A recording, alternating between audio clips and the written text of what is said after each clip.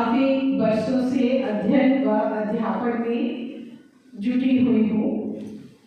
मुझे पुस्तकें पढ़ने का शौक तो बचपन से ही था और छठी कक्षा में पहुँचते पहुँचते मैं लिखने भी लगी थी। मेरी हिंदी अध्यापिका बड़ी ही सौम्य व स्नेही थी। वो अक्सर कहा करती, मधु तुम लिखा करो, तुम्हारे लेखन में बहुत कशिश है। इसी तरह लिखा तो मैंने खूब, लेकिन कभी उसके संग्रह का विचार मन में नहीं आया। फिर जब मैं अध्यापन से जुड़ी तो लेखन और भी निकलने पड़ा। उसके बाद हमारा स्थानांतरण दिल्ली में हो गया और यहाँ मैं अपने साहित्यिक गुरु विजय गुप्त जी से मिली। वे एक आशु कवि, साहित्यकार और संगीतकार हैं। अभी तो इस दुनिया में नहीं हैं, पर उनके मार्गदर्शन में ही मैंने सब कुछ सीखा है। वो अक्सर मुझे कहते थे, मधु कविता पाठ के लिए आया करो मंचों पर, लेकिन मैं समय नहीं निकाल पाती थी क्योंकि अध्यापन से जुड़ी हुई थी। फिर भी एक दो बार जाने का अवसर प्राप्त हुआ और वहाँ जाकर थोड़ी झिझक भी हुई क्योंकि सारे मंझे हुए कवि थे और मैं एक नौसिखिया।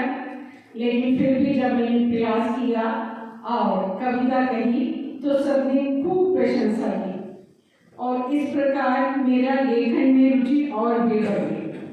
उसके बाद जब मैंने काव्य पाठ किया तो मुझे खुद भी अच्छा लगने लगा। जब अध्यापन के क्षेत्र से जुड़ी तो पढ़ते पढ़ाते समय काव्य कह देना, प्रार्थना सभा व विशिष्ट अवसरों पर समसामयिक लघु नाटिकाओं और काव्य नाटिकाओं का लेखन व अभिनय करवाने का प्रयास करना, क्योंकि शिक्षण आजकल क्रियाकलाप आधारित हो गया है तो इन सब चीज़ों को बड़ा महत्व दिया जाता था और ये सब चलता रहा। इसी प्रकार मेरे लेखन का संग्रह होने लगा। मैंने दैनंदिनी का संरक्षण किया और फिर आगे बढ़ती गई और उसके बाद सेवानिवृत्ति के बाद जब मैं आभासी मंचों से जुड़ी तो फिर लेखन तो उभर कर सामने आने लगा और इस प्रकार मेरी रचनाओं में एक पुस्तक का रूप ले। धन्यवाद।